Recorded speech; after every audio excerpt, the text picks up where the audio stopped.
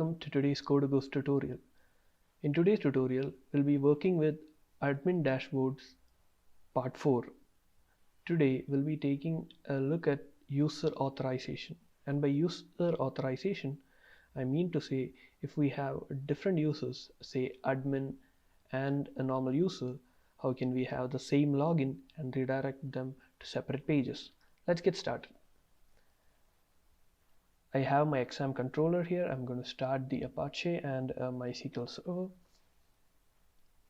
Now, since we need user authorization, that is, we need to have separate users, we need to have a separate column in our database to denote that, right? So I'll be going into PHP myadmin. Just go to your PHP myadmin. This is my DB user_DB, and I'm going to take the users table. So as of now, we only have two fields, the email field and the password field. Now we're going to add another field so that we can classify the users as normal user and admin user. So let's go into the structure. And as you can see, we can add columns here. So after passwords, I'm going to add the column after password. Click on go.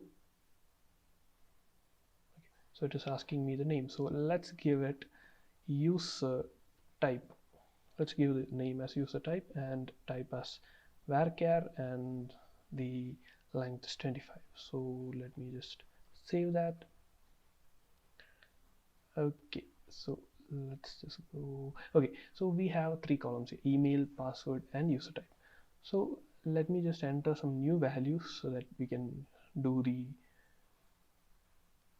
login. So here I'm gonna put admin at gmail.com, and let's have the password as password itself, and the user type as admin, and let's have this email as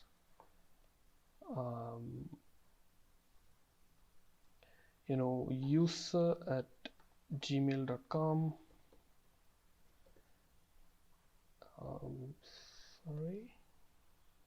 User at gmail.com, and password as password. Let's try giving some other password so that we know user password, and this as user. So I'm going to click on go. Okay, so two rows inserted. Let's just go ahead and look at how it looks. Okay, so we have two new users, admin at gmail.com and user at gmail.com, and their corresponding user types, so admin and user. So let's just go ahead and change the code now. So we have our earlier login code here. So how can we change it? Before we change the login code, what we need to understand is if we are going to have separate user types, we need separate pages for them to go to, right? Now we have only one page. If the login is successful, it goes to the index.php page. So we need to solve that, right? So let's create one more page. For that, I'll just create a new file, and I'll just go ahead and take the index.php file from here. Where is the index.php? So yeah, I'm gonna put it here. So we can just copy this whole thing.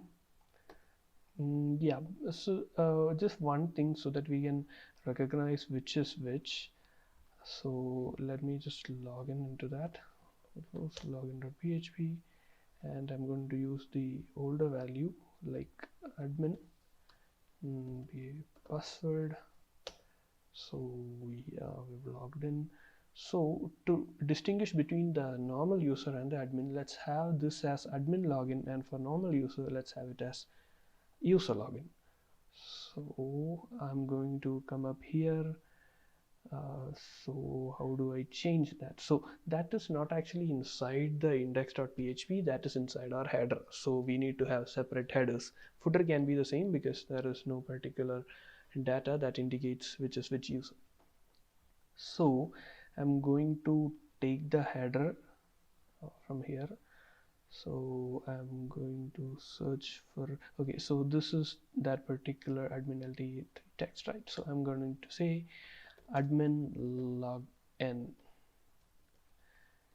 Okay, so we need a file, an index file. Also we need a header file, also we need a separate header, right?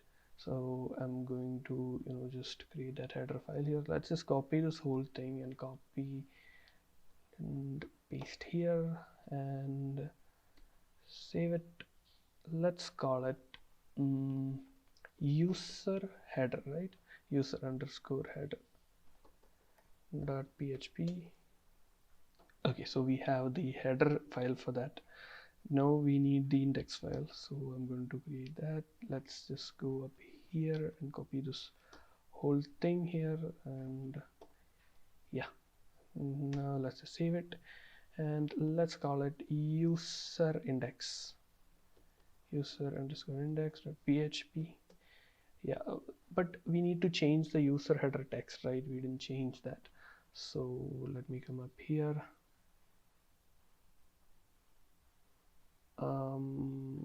Let me just get where that particular line is, and it is some 162, so let's come in here to sorry, yeah, let's come to 162 here. Okay, so here it is not the admin login, so we'll change it as user login, so we can distinguish between the user pages and the normal admin pages.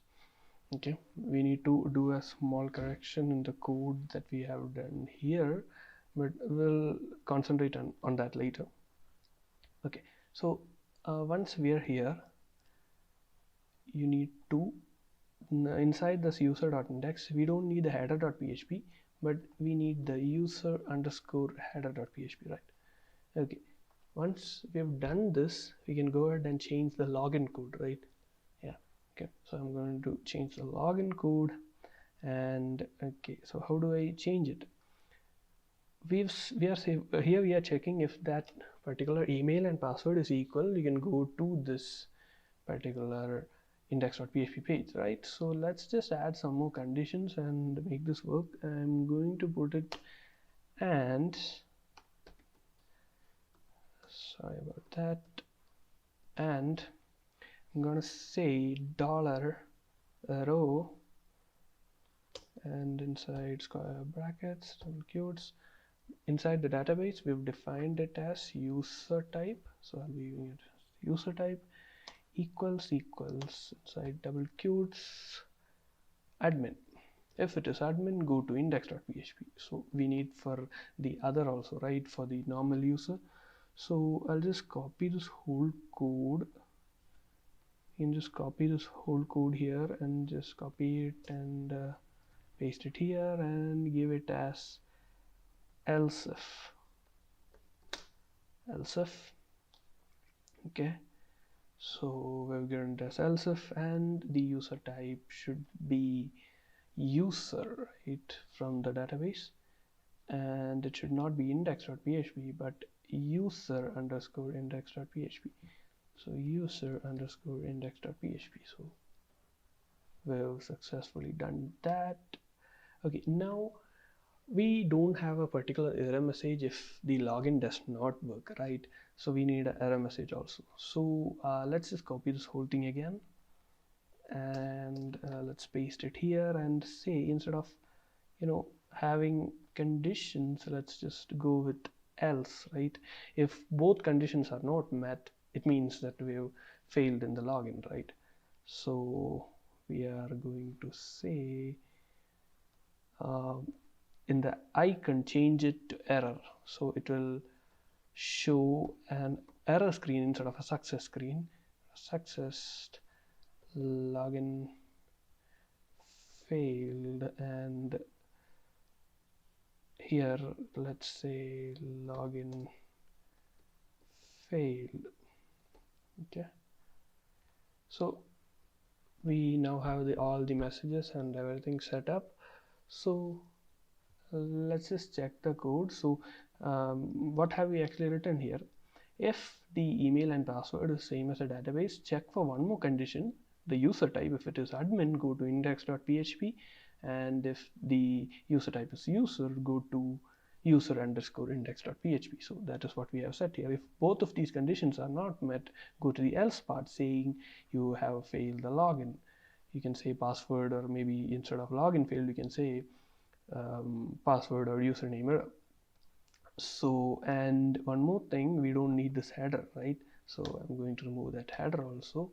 Okay, inside user header php, we don't have anything much inside php. Yeah, okay, everything seems to be fine. So let's just go ahead and save this and try to run it. Okay, so I'm gonna come up here. I'm gonna log out. Yeah, okay, let's just log out from here. Yeah, so this time I'm going to give it admin@gmail.com and the password as password, right? That's what we said. Okay, so login is successful. Let's see where it takes us. So it correctly took us to the admin login. Okay, so let's just try to access it. Let's just try to do the normal login, the user login, user@gmail.com, and if I remember correctly, our password is user password, right? So yeah, it's user password. So let's come here and user password. Let's just click on sign in. It has successfully signed in, and as you can see, we have separate logins. So if we have only one login screen, but it takes us to different login screens, right? So let's just give it the wrong details and see what happens. Okay, yeah, so failed and login failed message will come if you fail the login. So this is all about the PHP authorization parts. Thanks for watching. Stay tuned for more quality content.